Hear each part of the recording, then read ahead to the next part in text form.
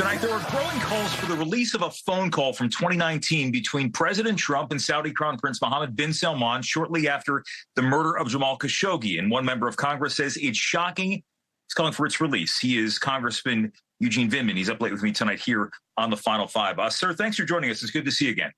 Thanks for having me, Jim. Just so people know here, you were party to this call. You heard this call yourself. So this call was about 6 years ago. I was a deputy legal advisor, an Army officer assigned to the National Security Council, and I reviewed a number of transcripts during that period of time. This was one of them. And in terms of why you think it should be released, and again, I just to clarify my question there, you were not on the call, but you did have that transcript. Why is it imperative in your estimation that we hear more about this? Well, look, this week, the president had MBS Mohammed bin Salman, the crown prince and de facto leader of Saudi Arabia, in his office at the White House. And the president claimed that MBS had no idea what was going on with the gruesome murder of Washington Post reporter, Virginia resident, and that things just happen. And in light of the fact that U.S. intelligence services have for years maintained that MBS had ordered the killer capture of Mr. Khashoggi, that was just counterfactual and a frankly unacceptable normalization. And so I decided to come forward with the fact that there was a phone call between the president and MBS around the time of the murder of Mr. Khashoggi, and that the president ought to release that message so the American people can see what was said, what was the context. In my opinion, shocking.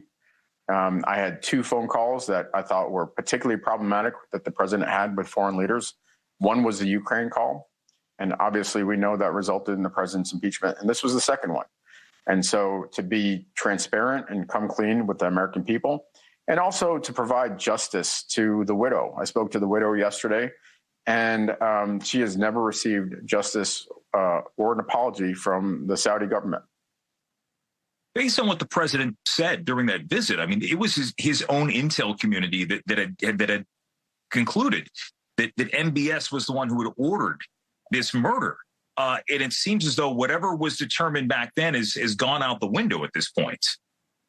It is. It's a frankly unacceptable and whitewashing of what was a heinous murder. If you recall back then, Jim, there was audio that came out of the murder and the screams of Mr. Khashoggi as he was being murdered in the Saudi embassy in Turkey.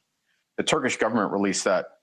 And again, there was global condemnation of MBS. And granted, look, we've got to be realistic in the sense that we deal with leaders like Kim in North Korea, Putin in Russia, Xi in China, and MBS. But we have to be very clear-eyed about who they are, what they represent, and not whitewash their conduct. And frankly, if you think about it in the light of how the president and his family have benefited in the years since, what I think will be shocking about that call, if it's ever released, and what we've seen in the ensuing 6 years, I think there is going to be a very direct association between the president's personal profit, conflict of interest, and potentially even corruption. But in the end, this all comes down to the president himself. He would be the one to make this decision to release it. I mean, is that a pie in the sky hope on your part that he would? What incentive would there be for the president to do that? Well, look, when sufficient pressure built after the Ukraine call, the president actually himself released the transcript of the Ukraine call with President Zelensky of Ukraine. And obviously, for many people, it was obvious extortion. And he was impeached for that call. And so maybe he learned his lesson, but he felt like he was innocent. He maintained his innocence, and he has an opportunity to come clean and be transparent as well with this call. Another call with a foreign leader, and frankly, probably not surprising to anybody that, you know, there was not only one call that was inappropriate with a foreign leader.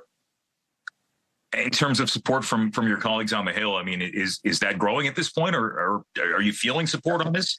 There's intense energy. We released a letter today. Less than 24 hours, we had 38 people sign on to a letter demanding the release of that letter, of the transcript, of the summarized transcript of the call.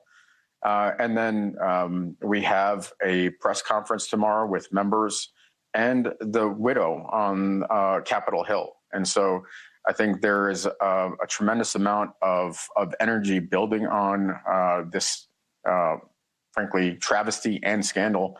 And we'll see what